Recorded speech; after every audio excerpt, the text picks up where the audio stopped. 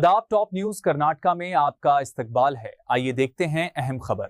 के साथ हम लोग कई दफा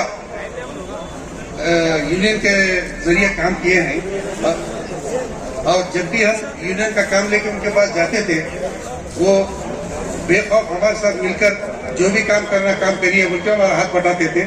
और साथ ही साथ मैं तकरीबन 2-3 इसमें कारपोरेशन में जेवर्गी में और इधर पीडब्ल्यू ऑफिस में काम करते हुए देखा, लेकिन उनके काम का तजुर्बा मेरे को नहीं है, लेकिन लोगों से बोलते हुए सुना कि अपने काम में बहुत उन्होंने माहिर है। इसलिए और गवर्नमेंट सर्वेंट क्या है मालूम है, आफ्टर 60 इयर्स रिटायरमेंट होना ये तो प्रोटोकॉल है, उस हिसाब से उन्होंने रिटायरमेंट हुए हैं, अंजाम दिए हैं और इसी की जो ड्यूटी दिए हैं तो तमाम अपने जो जिम्मेदारियां निभाए हैं आज उसका नतीजा है।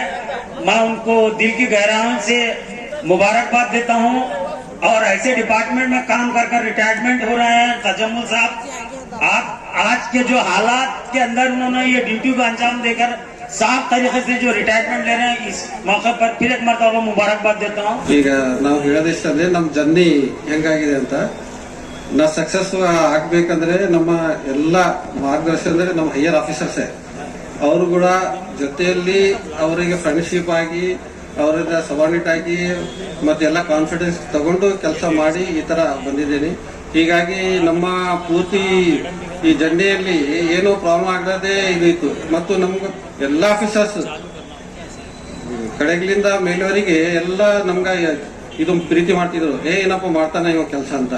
ಹೀಗಾಗಿ ಮುಂದೆ ನಮ್ಮ ಡಿಪ್ಲೊಮಾ ಸ್ಟಾರ್ಟ್ ಮಾಡೋ ಟೈಮಿಗೆ ನಮ್ಮ ಅಂಕಲ್ ಅಂಜುಮ್ ಚೌಧರಿ ಮತ್ತು ಮೈಮೂದ್ ಚೌಧರಿ ಅಂತ ಅಲ್ಲಿ ಬೆಂಗಳೂರದಾಗ ಇದ್ದಾಗ ಬಹಳ ಸಹಕಾರ ಮಾಡಿದ್ರು. ಹಿಂಗ ನಂತರ ಕಂಪ್ಲೀಟ್ ಆದ ನಂತರ ನಾ ಜಾಯಿನ್ ಆದೆ. ನಮ್ಮ ತಂದೆಯವ್ರು ತಿರ್ಕೊಂಡ ಮೇಲೆ ಬಾಂಬೆದಾಗಿದ್ದೆ.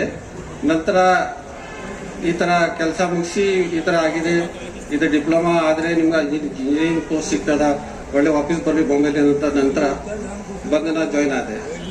ನಂತರ ಬರೀ 3 ವರ್ಷ ಅಷ್ಟೇ.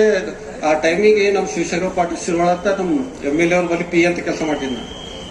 ಆ ಟೈಮ್ ಡಿಪಾರ್ಟ್ಮೆಂಟ್ ಚೇಂಜ್ ಮಾಡಿಸಿ ನನಗೆ PWD ತರಿಸಿ JE ಪೋಸ್ಟ್ ಅಂತ ಕೊಡ್ಸಿದ್ರು ಅವರು, ಅವ್ರಿಗೆ ನೆನಪು ಮಾಡ್ಬೇಕಾಗ್ತದೆ. ನಂತರ ಎಲ್ಲ ಕೆಲಸ ಮುಗಿದ ನಂತರ ದರ್ಶನಾಪುರ ಸಾಹೇಬ್ ಸಿಕ್ಕರು. ಅವಂತೂ ಬೆಳಗ್ಗೆ ಹಿಡಿದಿಲ್ಲ, ಎಲ್ಲ ನೀವು ಕೆಲಸ ಮಾಡ್ಬೇಕು ಇಲ್ಲೇ ಇರ್ಬೇಕಂತ. ಆ ಟೈಮಿಗೆ ಸುಲ್ಗಂಡೆ ಸಾಹೇಬರು ಪ್ರೊಬೇಷನರಿ ಇದ್ದಾಗ ಅವರು ನಮ್ಮ ಸಬ್ ಡಿವಿಷನ್ಗೆ ಅನ್ಫಾರ್ಚುನೇಟ್ಲಿ ಬಂದು ಅಲ್ಲೇ ಇದ್ರು.